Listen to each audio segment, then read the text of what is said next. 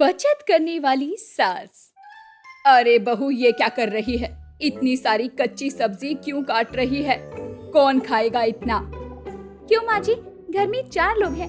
4 लोगों के लिए 2 वक्त की सब्जी है ये। मुझे तो लग रहा था कि कम पड़ जाएगी। पागल वागल हो गई है क्या? ज्यादा सब्जी बनाने की कोई जरूरत नहीं है। रखो ये सब।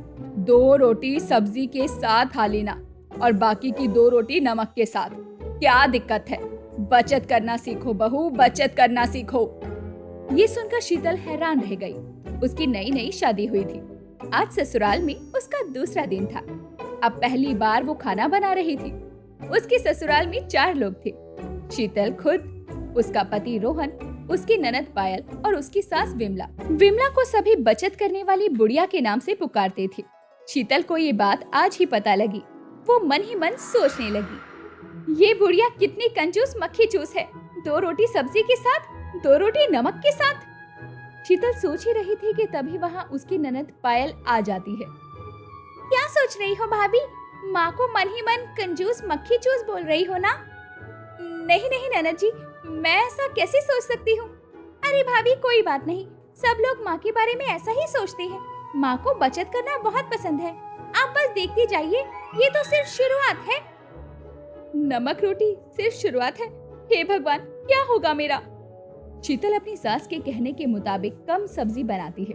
सभी ने 2 रोटी सब्जी के साथ खाई और 2 रोटी नमक के साथ खाई। अगले दिन सुबह उठकर शीतल ब्रश करने के लिए ब्रश पर कोलगेट लगा रही थी। तभी उसकी सास आ गई। अरे बहू, ये क्या कर रही है? ब्रश कर रही हूँ माँ जी। लेकिन इतना ज्यादा कोलगेट क्यों लगा रही है? बचत करना सीखो बहू। दो, मैं लगा देती हूँ कोलगेट। ये बोलकर विमला ने शीतल के ब्रश पर कोलगेट लगा दिया। लेकिन वो कोलगेट पानी की एक बूंद से भी छोटा था। माँ जी, ये तो छिपकली की पोटी से भी छोटा है। अरे इससे ही काम हो जाएगा, बचत करना सीख बहू। विमला कोलगेट लेकर चली गई ताकि शीतल और ज्यादा इस्तेमाल ना कर सके। शीतल किसी भी तरह ब्रश करने के बाद फ्रेश होने और नहाने के लिए बाथरूम में घुसी। नहाने के लिए उसने शॉवर ऑन किया। तभी बाथरूम के बाहर विमला आई और दरवाजे पर खटखटाने लगी। अरे बहू, अब क्या हो गया माँ जी? नहा रही हूँ। जरा कम पानी में नहाओ, बचत करना सीख। अरे ये तो अजीब बात है, पानी में भी बचत करनी पड़ेगी क्या? और नहीं तो क्या, हर चीज में बचत करनी जरूरी है। तुम कब समझोगी? शीतल की नस चढ़ने लगी। दिन ब दिन विमला की बचत करने के तरीकों में बदलाव आने लगा और शीतल और ज्यादा परेशान होने लगी। उसने अपने पति से कहा, रोहन, माँ जी बहुत ज्यादा परेशान करने लगी है। तुम कुछ बोलती क्यों नहीं हो? ये सुनकर रोहन ने कहा, क्या बोलूं, माँ जी बचत करना पसंद करती हैं, इसीलिए थोड़ी कंजूसी करती हैं। इसमें गलत क्या है? नमक के साथ रोटी खाना सही है क्या? और नहाते वक्त पानी की बचत कौन करता है? उस दिन तो माँ जी बोल रही थी कि सोते वक्त पंखा भी मत चलाओ, बिजली की बचत करो। ये कोई बात हुई? गर्मी में सड़ेंगे क्या हम? रोहन ने कुछ और नहीं कहा और वहाँ चुपचाप वो सो गया। शीतल की समझ में आ गया कि उसका पति इस मामले में कुछ नहीं करने वाला। अगले दिन खाना बनाने के लिए शीतल गैस जला देती है। तभी उसकी सास फिर से आ गई। बहू, गैस मत खर्च करो, गैस की बचत करो। क्या माँ जी, गैस नहीं जलाएंगी तो खाना कैसे बनेगा? बाहर से सूखे पत्ते और टहनियाँ उठा कर ले आओ और मिट्टी का चूल्हा बनाओ। गैस की बचत होगी तो पैसों की बचत होगी। अब शीतल का गुस्सा 7वें आसमान पर पहुंच गया, लेकिन वो कुछ नहीं कह पाई। उसने मन ही मन सोचा, तू रुक बुढ़िया, अब मैं तुझे बताती हूँ। अगले दिन पायल को लड़के वाले देखने के लिए आने वाले थे। विमला ने लड़के का गुणगान करना शुरू कर दिया। लड़का तो बहुत अच्छा है, कितनी बड़ी कंपनी में काम करता है, बहुत पैसा है। आज उसकी खातिरदारी में कोई कमी नहीं होनी चाहिए बहू, समझ गई? तुम खाना बनाओ। विमला घर साफ करने चले गई। तभी पायल ने शीतल से कहा, भाभी, मुझे इस लड़के से शादी नहीं करनी है। क्यों ननद जी, ऐसा क्यों बोल रही हो? क्योंकि ये लड़का अच्छा नहीं है। मैंने पता किया है, ये लड़का बहुत सारी लड़कियों के साथ घूमता फिरता है, लेकिन माँ को बताने का कोई फायदा नहीं है। माँ नहीं समझेगी, माँ को बस पैसों से मतलब है। अब शीतल को एक आइडिया आया। तब वो खुश हो गई। उसने पायल से कहा, ठीक है, तुम चिंता मत करो, अब सब कुछ मेरे हाथों में छोड़ दो। शाम को लड़के वाले पायल को देखने के लिए आए। पायल उनके सामने बैठ गई। विमला ने चिल्लाकर अपनी बहू को बुलाया। बहू मेहमानों के लिए खाना लाओ जल्दी। अब शीतल अपना खेल दिखाने लगी। शीतल पहले समोसे लाई। वो बस एक समोसा लाई और लड़के वाले कुल मिलाकर 4 थे। लड़के की माँ ने कहा, ये क्या, हम चारों के लिए एक ही समोसा? हाँ बहू, एक समोसा क्यों? माँ जी, आपने ही तो कहा था कि बचत करना सीखो। एक समोसा 4 लोग मिलकर खाएंगे, बचत भी होगी और प्यार भी बढ़ेगा ना। अरे बहू, ये सब क्या कह रही हो? जाओ मिठाई लाओ और जो भी लाओगी 4 लाना। शीतल गिन गिन के 4 बूंदी लाई। ये लीजिए माँ जी, चारों के लिए 4 बूंदी। बचत भी हुई और 4 लोगों के लिए 4 मिठाई भी आ गई। बचत करने के लिए तो आपने ही कहा था ना माँ जी। अरे बहू, तुम तो सत्यानाश करवा के मानोगी। जाओ जाओ, तुम पुलाव ले आओ। शीतल रसोई में गई और एक खाली थाली लाकर रख दी। विमला ने कहा, ये तो खाली है बहू। मैंने ख्याली पुलाव बनाया है माँ जी। पुलाव के पुलाव भी हो गए और बचत की बचत भी हो गई। क्यों, है ना कमाल? अब ये सुनकर लड़के वाले गुस्सा हो गए। लड़के की माँ ने कहा, ये परिवार है, इतना कंजूस परिवार। हम अपने बेटे की शादी यहाँ नहीं करवाएंगे, चलो यहाँ से। वो लोग चले गए। विमला शीतल पर गुस्सा हो गई। बहू, क्यों किया तुमने ये सब? क्यों माँ जी, बचत करने का आइडिया तो आपका था ना, कीजिए बचत। उसके बाद से विमला ने बचत का नाम भी नहीं लिया। शीतल अपने तरीके से घर चलाने लगी और खुशी खुशी रहने लगी। इसीलिए तो कहते हैं दोस्तों कि जब सीधी उंगली से घी ना निकले तो उंगली को टेढ़ी करना पड़ता है। यानी कि जब प्यार से कोई भी बात ना समझे तो फिर उसे अपने तरीके से समझाना ही सही होता है।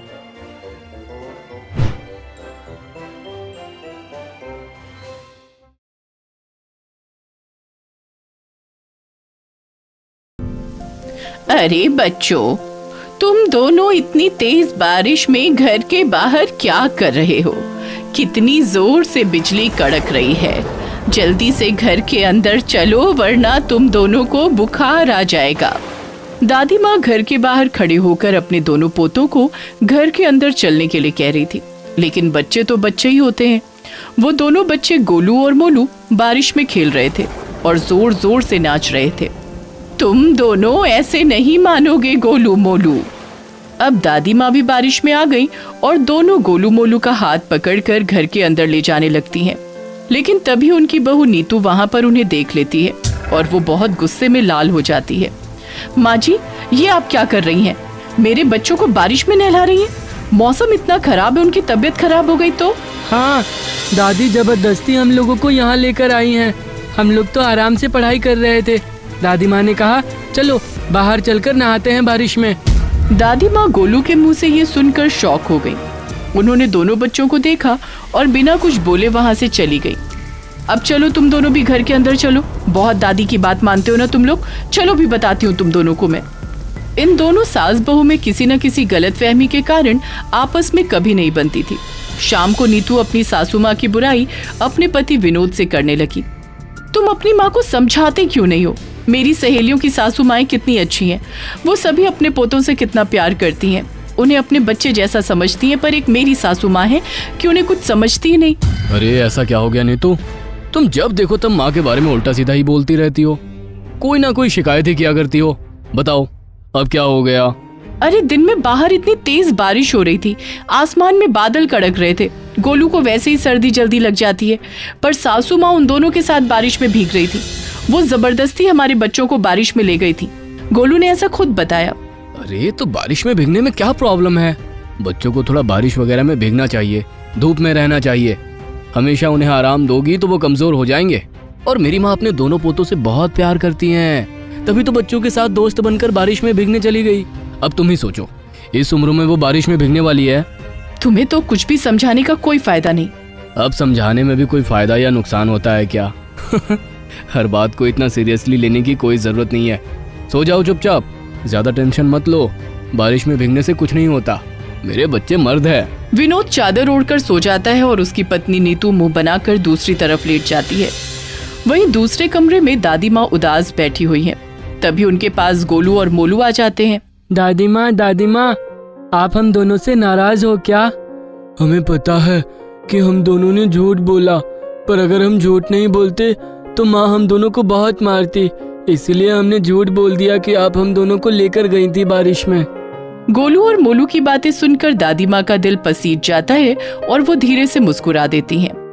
अरे कोई बात नहीं बच्चों, हम सब तो दोस्त हैं ना, और दोस्तों के बीच इतना तो चलता ही है। सब एक दूसरे का फायदा उठा सकते हैं, कोई बात नहीं। इसे ही तो कहते हैं पक्की दोस्ती, जो मुसीबत के वक्त एक दूसरे के काम आए। और मैं आज तुम्हारे काम आ गई, तुम दोनों को पिटने से बचा लिया ना। थैंक यू सो मच दादी, आप बहुत अच्छी हो। हाँ वो तो मैं हूँ ही। अब तुम लोग जाओ, कल सुबह एग्जाम है ना, सो जाओ जाकर अपने कमरे में। पढ़ाई तो हो ही गई। ठीक है दादी माँ, लेकिन आप ये सब मम्मी को मत बताना, वरना वो हम दोनों का पिछवाड़ा सुझा देंगी। गोलू, मोलू और दादी माँ तीनों लोग जोर जोर से हंसने लगते हैं। तभी वहाँ से गुजरते हुए उसकी माँ ये सब देख लेती है और गुस्से में अंदर आ जाती है।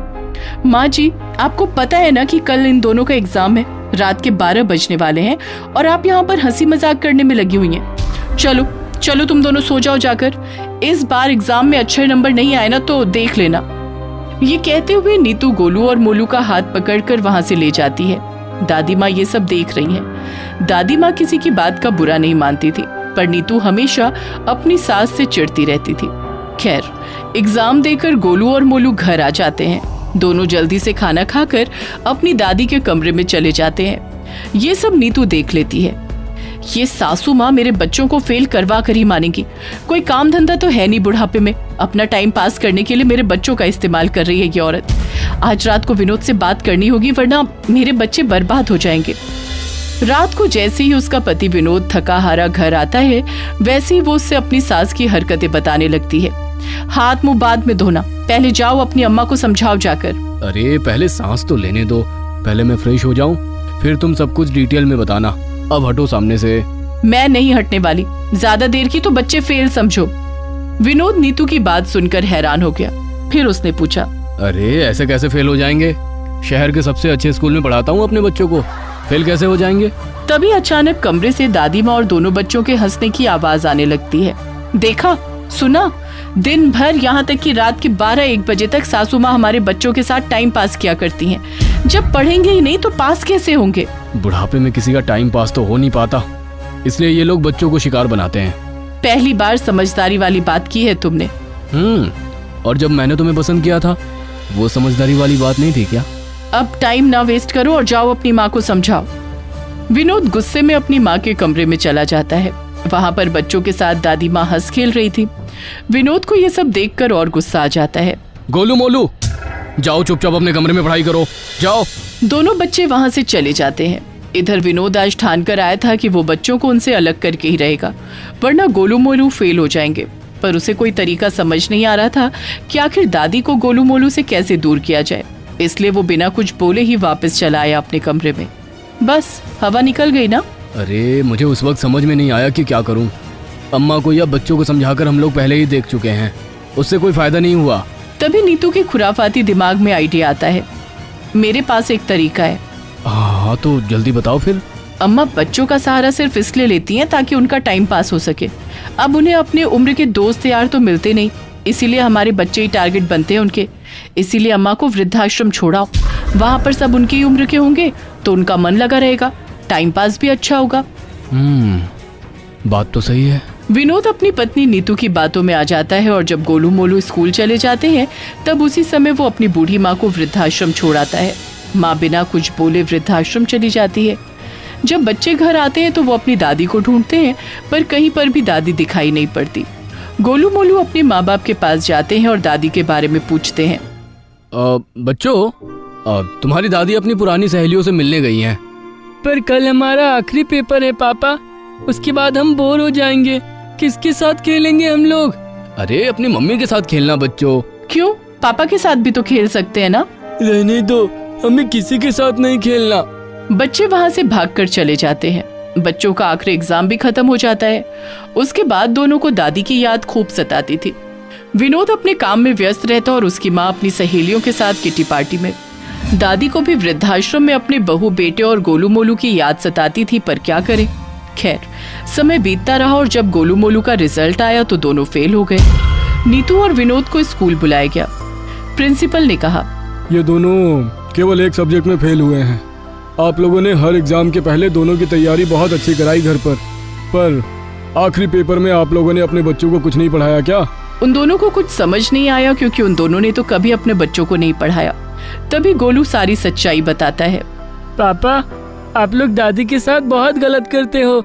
दादी माँ ही हमें हंसा हंसा कर पढ़ाती थी, इसीलिए हमें तुरंत याद हो जाता था और पेपर में लिख देते थे।